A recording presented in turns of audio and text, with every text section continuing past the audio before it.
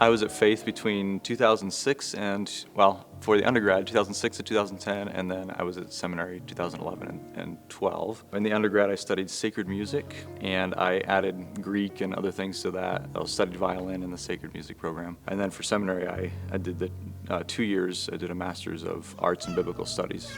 We looked at a few different Bible colleges growing up, and my parents attended Faith, that's where they met, and so that was probably the biggest influence. Since I graduated Faith, I decided to pursue a master's in music composition. That was an interest of mine growing up, and so I was looking for different graduate schools and settled on Michigan, mostly for financial reasons, but while I was there, I got connected with this church, Evangel Baptist Church here in Taylor, Michigan, and I've been here ever since. I met my wife here. We started getting serving together in children's choir and Sunday evening music, and got married here at the church, and have been here for about 10 years now. I still think about a lot of the things that I've learned at Faith. I really appreciated the music philosophy classes and sacred music classes. Studying the Bible and taking it seriously.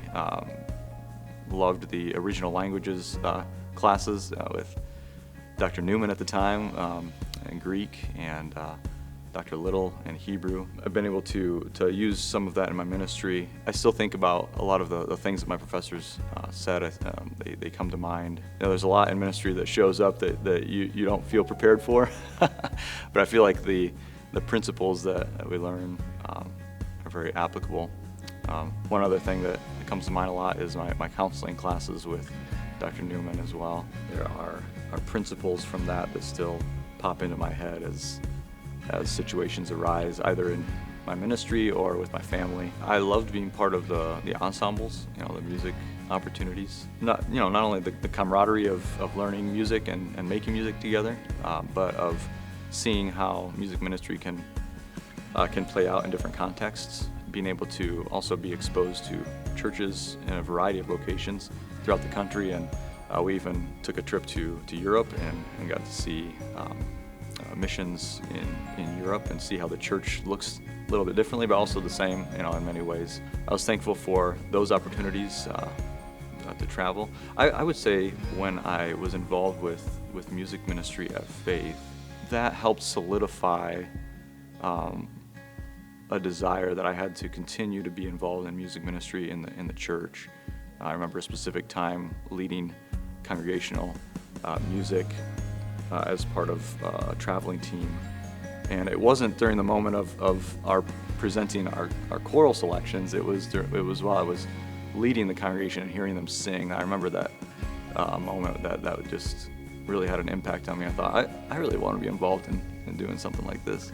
Kind of on a personal level, I have been able to still have some involvement with some music seminars in Brazil, where I grew up, and this year I wrote a couple of arrangements for a church in Fortaleza, Brazil. Looking forward to the possibility of perhaps going down there next year and being maybe a bigger part of that. I'm thankful for the way it worked out, the way the Lord orchestrated in my life. I had the benefit of musical training in the undergrad with a solid biblical environment, and that once I went to graduate school for composition, I think I was probably better prepared to deal with vastly different culture, non-Christian culture, and to not be swayed by that. Since I've been at Evangel, some of my responsibilities have shifted. I came on originally for primarily music. It's exciting to delve into some areas that perhaps I didn't have a lot of training in originally, but I've enjoyed getting to know. So aspects of the building, of communication with the church, technology, social media, that kind of thing. We're trying to expand some of that, some of our communication, some of our social media, and so we're learning how to do that. We have some outreach events that we're working on, that we're planning for even this fall, that I'm excited about. Personally, I'm looking forward to learning a little bit more and digging deeper into the counseling training, and so I've been pursuing that a little bit of it as well. I'll be taking another class in January, and that's actually something I encourage anyone that that are currently studying, is that once you graduate, be committed to being a lifelong learner. Don't be done with your education once you graduate, because there's always more to learn.